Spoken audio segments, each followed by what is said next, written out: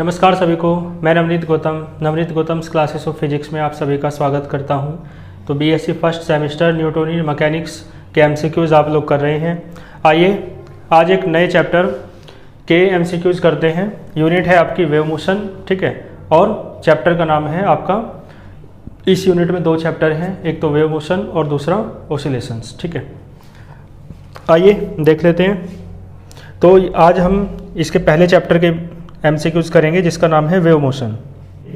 तो देखो question number first आपके सामने होगा, इसे पढ़ो। इसने कहा the differential equation for wave motion.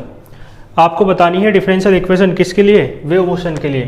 तो ये तो मैंने आपको करा रखा है, इसका फॉर्मूला है ना, डेल में करा रखा है मैंने, del 2y over del t square बराबर v स्क्वायर या u स्क्वायर देख लेना जो भी है, del 2y over del x square, ठीक है। ये है आपकी differential equation for wave motion. देखो चार ऑप्शन दे रखे हैं, इसमें से सेलेक्ट करो, ठीक है।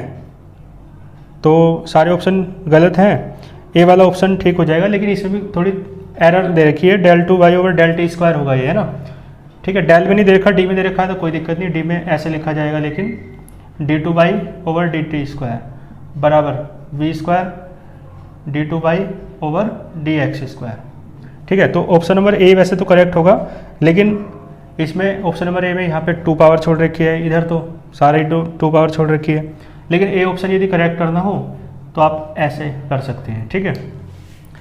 तो d2y ओवर dt स्क्वायर बराबर क्या हो जाएगा, v square d2y over dx square. इस तरीके से दोनों में से कोई सा भी हो तो आपका ऑप्शन करेक्ट हो जाएगा। तो इसका ऑप्शन नंबर ए करेक्ट हो जाएगा, ठीक है। बाकी प्रकाशन वालों को बुक पे ध्यान देना चाहिए, इतनी ज़्यादा एरर रहती हैं, ठीक है जी। इसके बाद देखो क्वेश्चन नंबर 2।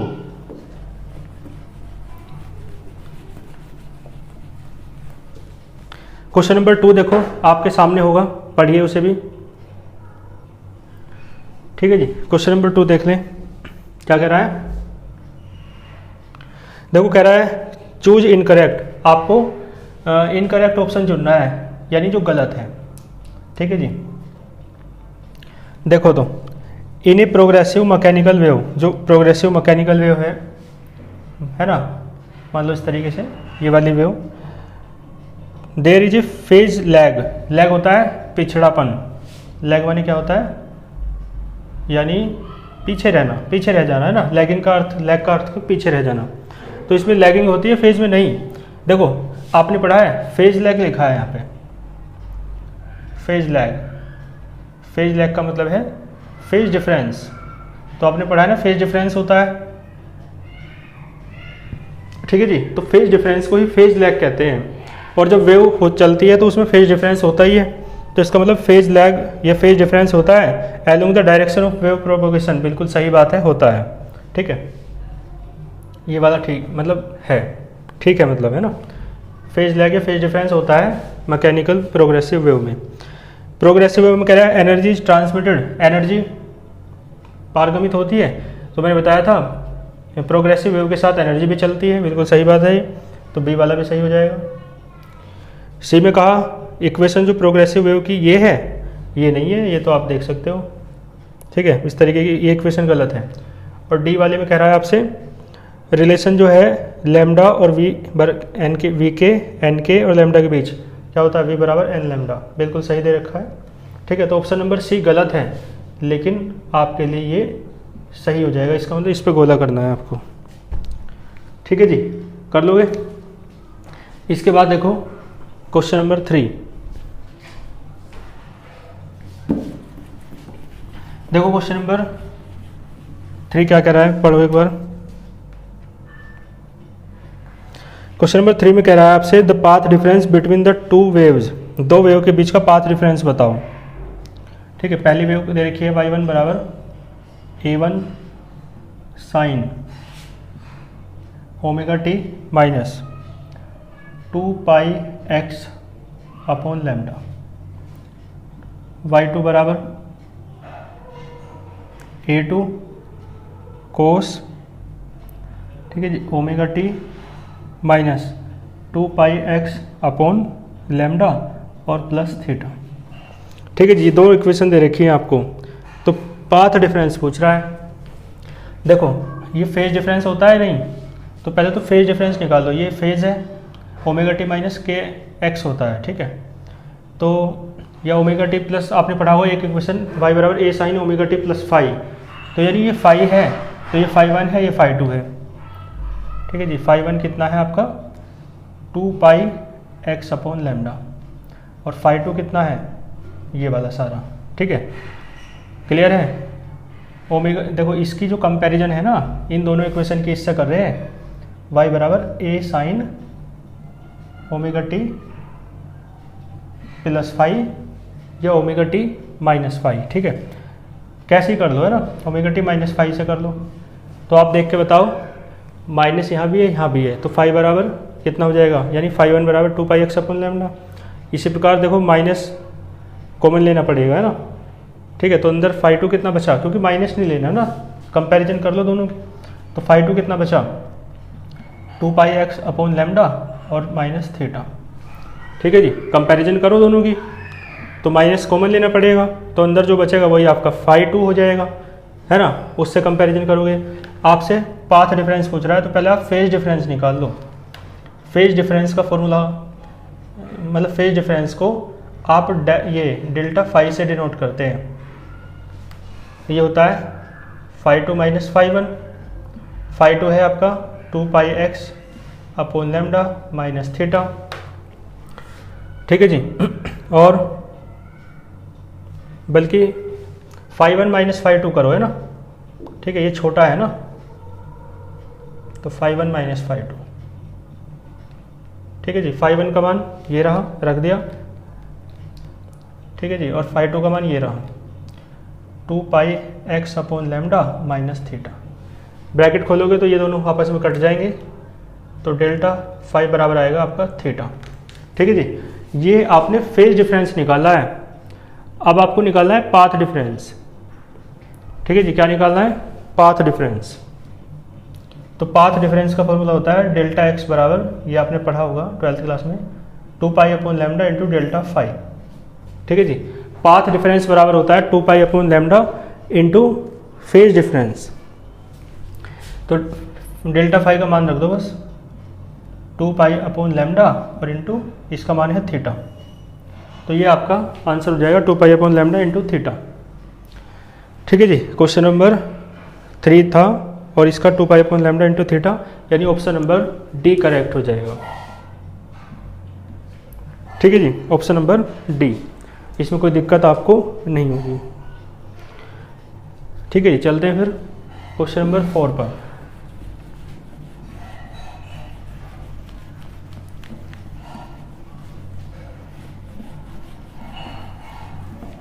देखो क्वेश्चन नंबर 4 क्या कहता है, पढ़ो। क्वेश्चन नंबर 4 कह रहा है the equation of plane progressive wave, ठीक है। प्लेन प्रोग्रेसिव वेव है, उसकी इक्वेशन दे रखी है, आपसे फ्रीक्वेंसी पूछ रहा है। तो देखो इक्वेशन दे रखी है y बराबर 0.025 साइन 100t प्लस 0.25 x।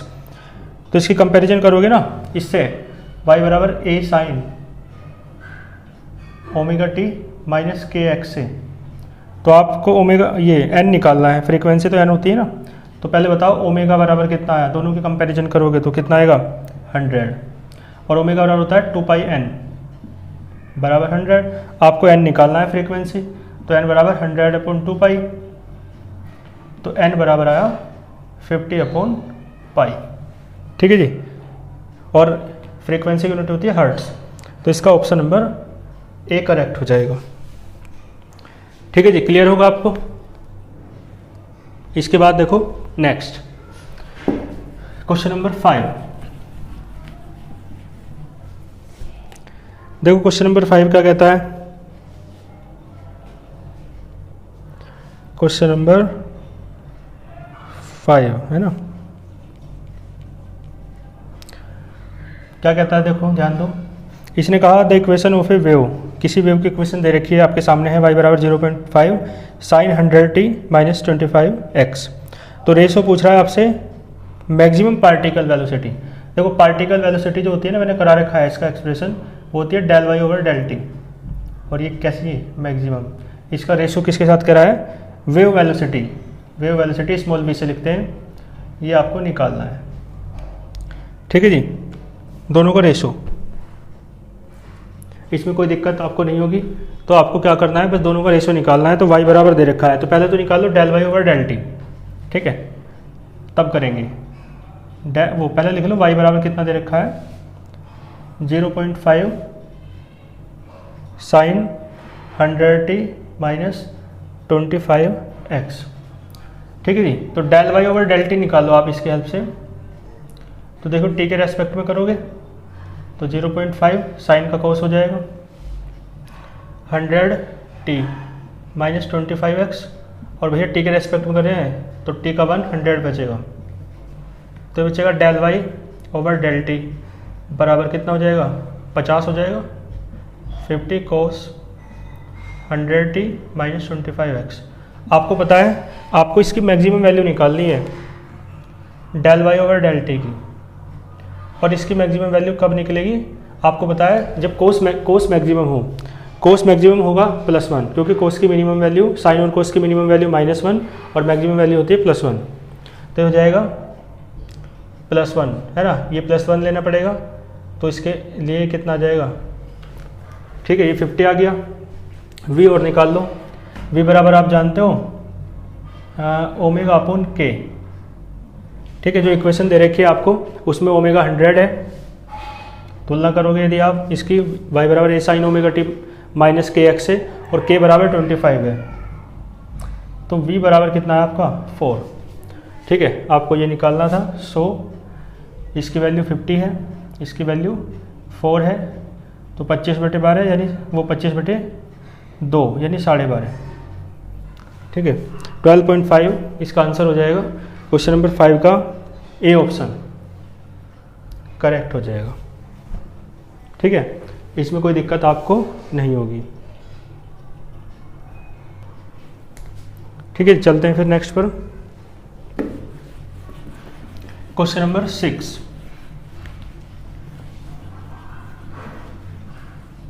देखो क्वेश्चन नंबर 6 क्या कहता है, क्वेश्चन नंबर 6 कहता है द इक्वेशन दे रखी है, फाई बराबर है a साइन स्क्वायर, ठीक है, के टी वो के एक्स माइनस ओमेगा टी। आपसे कहा आपको एम्पलीट्यूड और फ्रीक्वेंसी बतानी है, ठीक है। तो देखो भैया इसे ऐसे कर लो 2a, बल्कि ऐसे करो a/2 और इंटू 2 साइन स्क्वायर के एक्स माइनस ओमेगा टी, ठीक है जी। ऐसा क्यों किया, क्योंकि आप एक फॉर्मूला जानते हो, 2 साइन स्क्वायर थीटा होता है 1 माइनस कोस 2 थीटा, ठीक है जी। तो इसे हम ऐसे लिख लेंगे a/2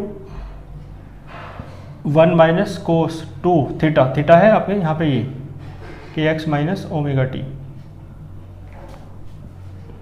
तो देखिए y बराबर a/2 माइनस a/2 कोस, ठीक है,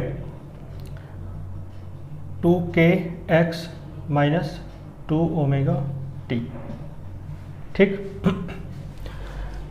एक काम कर लो, इसमें माइनस कॉमन ले लेंगे, है ना, तो माइनस कॉमन लिया, ये माइनस का हो गया, ये प्लस का हो गया, ठीक है, क्योंकि उल्टा लिखा है सीधा बनाने के लिए। तो y माइनस a/2 इसे एक साथ कर लो बराबर a/2, और कोस में माइनस खत्म हो जाता है तो बचेगा 2 ओमेगा टी माइनस 2kx, ठीक, क्योंकि आप जानते हो कोस ऑफ माइनस थीटा बराबर होता है कोस थीटा, ठीक है जी।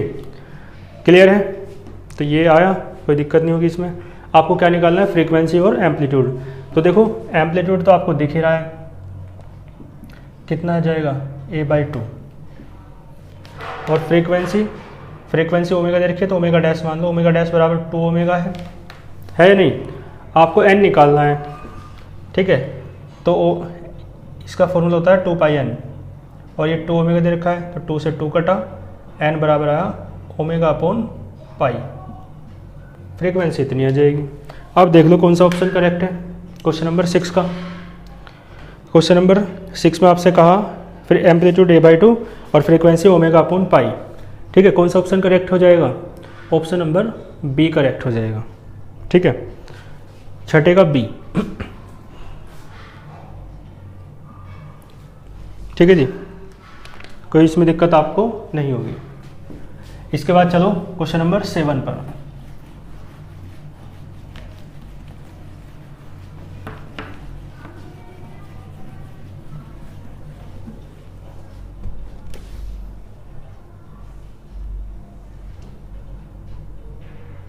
देखो पढ़ो क्वेश्चन नंबर 7 क्या कह रहा है आपसे। इसने कहा टू वेव्स रिप्रेजेंटेड एज, है ना, दो वेव ऐसे रिप्रेजेंट की जाती है, दोनों दे रखी है आपके सामने हैं। तो रिजल्टेंट पूछ रहा है, तो रिजल्टेंट तो लॉ ऑफ सुपरपोजिशन से आप करते हो, दोनों के एम्पलीट्यूड्स क्या कर देते हो, वो दोनों के डिस्प्लेसमेंट क्या कर देते हो, जोड़ देते हो। तो यहाँ पे दोनों के डिस्प्लेसमेंट जुड़ जाएंगे। पहले का है ए साइन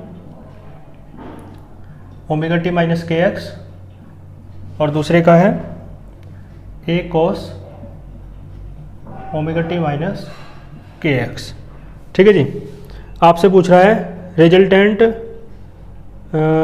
वेव विल हैव, हाँ रिजल्टेंट एम्पलीट्यूड पूछा है आपसे। ठीक है, तो देखो ए कॉमन ले लो, तो साइन ओमेगा टी माइनस के एक्स, इसे भी साइन बना लो 90 प्लस करके, 90 प्लस ओमेगा टी माइनस के एक्स। भाई 90 में जोड़ोगे, है ना, तो 90 प्लस थीटा कोस थीटा होता है। ठीक है, 90 प्लस में जोड़ोगे, दूसरे में पहुँचेगा, दूसरे में कोस, दूसरे में साइन प्लस का है। ठीक है, तो ये हो जाएगा sine C plus sine D वाला फॉर्मूला लगाओ, तो 2 sine C plus D by 2, दोनों को जोड़ो, आधा कर दो, तो 2 है ना, कॉमन ले लो, ओमेगा टी माइनस के एक्स और माइनस 45, ये प्लस 45। भाई दोनों को जोड़ो, आधा कर दो, खुद देखो कैलकुलेशन करके, ये चीज़ तो मेरे समझाने की थोड़ी ना है। Into cos C minus D by 2, तो इसमें से घटाओगे ये तो कट जाएगा, सिर्फ क्या बचेगा, कोस माइनस का 90 बटे 2, 2 से 2 कट गया, तो y बराबर 2a साइन, ये 90 बचा हुआ, ये तो ये नहीं, दोनों को जोड़ना है ना।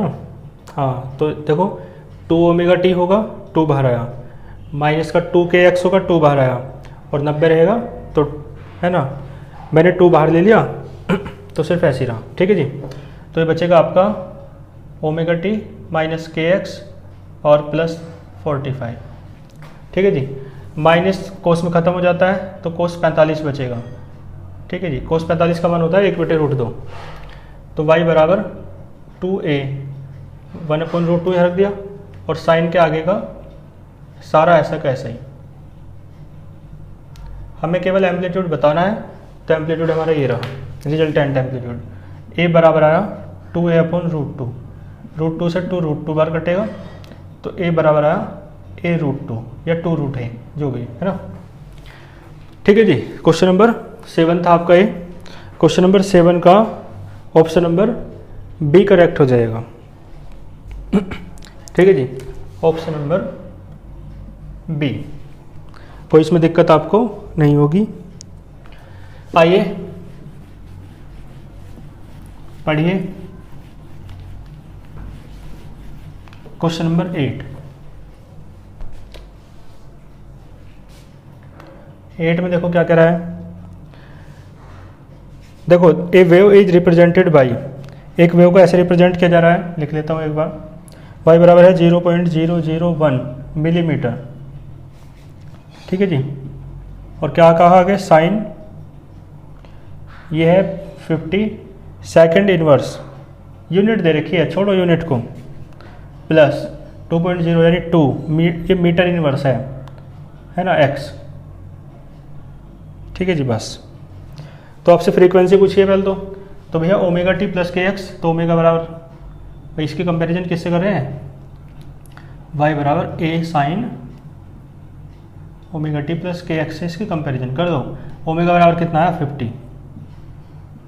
ठीक है, तो आपसे पूछा है फ्रीक्वेंसी n, ओमेगा बराबर 2πn 50, तो n बराबर क्या आया, 25/π।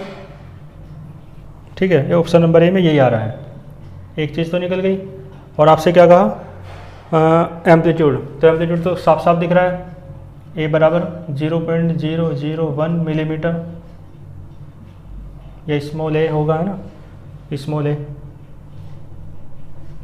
ठीक है, बिल्कुल सही है। दूसरा भी सी में क्या कर रहा है, ठीक है, के बराबर 2.0 है, तो के बराबर है तो 2.0 और इसकी यूनिट क्या थी, मीटर इनवर्स।